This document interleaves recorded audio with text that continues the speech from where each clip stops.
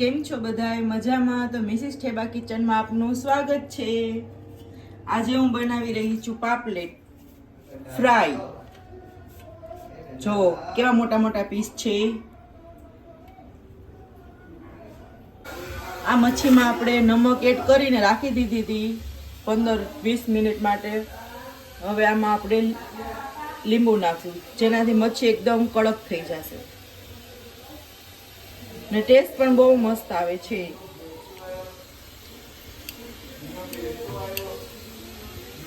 આ મચ્છી ફ્રાયની સામગ્રી છે. આ છે કોર્નફ્લોર, આ છે ચણાનો લોટ, બેસન, આ ધાણા જીરું, આ હલ્દી, આ મરચાંનું પાવડર સ્વાદ અનુસાર, થોડું ફૂડ કલર એડ કર્યું છે અને અદરક લસણની પેસ્ટ. હવે આપણે બેટર તૈયાર કરી દઈશું.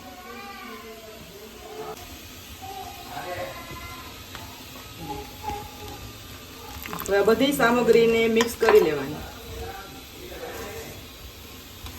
જો તમને મારા વ્લોગ ગમતા હોય, મારી રેસીપી ગમતી હોય તો લાઈક કરો, શેર કરો અને સબસ્ક્રાઈબ કરો.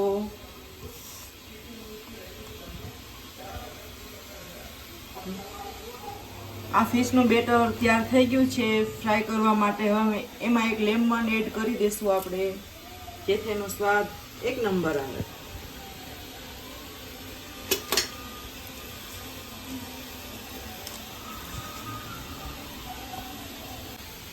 હવે આ ફિશને આવી રીતના આપણે આમાં ડીપ કરી દેવાની.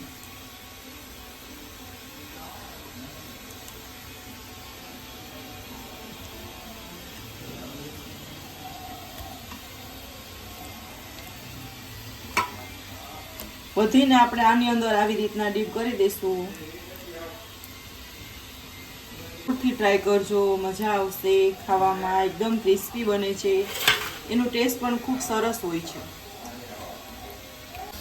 તેલ ગરમ થવા મૂકી દીધું છે. આ ગરમ થઈ જાય એટલે એમાં મચ્છીના પીસને એક એક કરીને આપણે ફ્રાય કરતા જશું.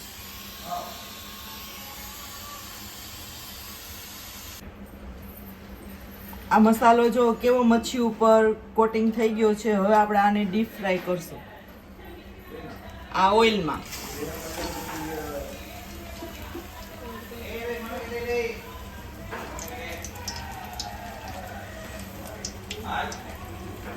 વ્યુઅર્સ, તમે મારી રેસીપી તો જોવો છો પણ તમે લાઈક, શેર ને સબસ્ક્રાઇબ નથી કરતા, તો પ્લીઝ કરો, આળસ ના કરો.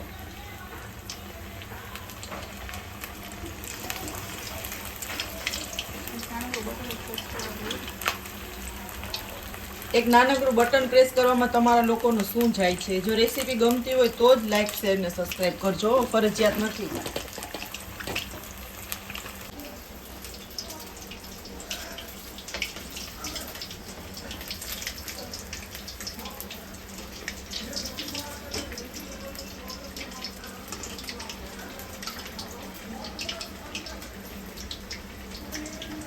હવે આને ધીમી આંચ ઉપર ફ્રાય થવા દેવાની, જેથી ક્રિસ્પી બને.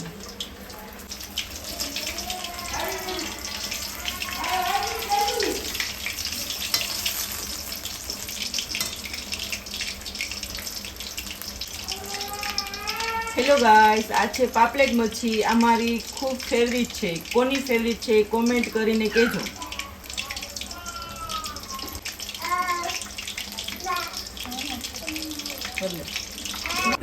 હેલો ગાઈસ, તો આપણી આ ફિશ ફ્રાય બનીને રેડી છે. આ મેં ડેકોરેટ કર્યું છે. કેવું લાગ્યું તમને? જો તમને મારી રેસીપી ગમતી હોય તો લાઈક કરો, શેર કરો ને સબસ્ક્રાઈબ કરો. આ રેસીપી એકવાર જરૂરથી ટ્રાય કરજો, તમને ખૂબ મજા આવશે. ગાઈસ, આ છે જીરા રાઈસ. આને અમે ફ્રાય ફિશ સાથે સર્વ કરી છે. જો તમારે આની રેસીપી જોતી હોય જીરા રાઈસની તો કોમેન્ટ બોક્સમાં કહેજો. હવે મળશું આપણે નવી રેસીપી સાથે. Good bye.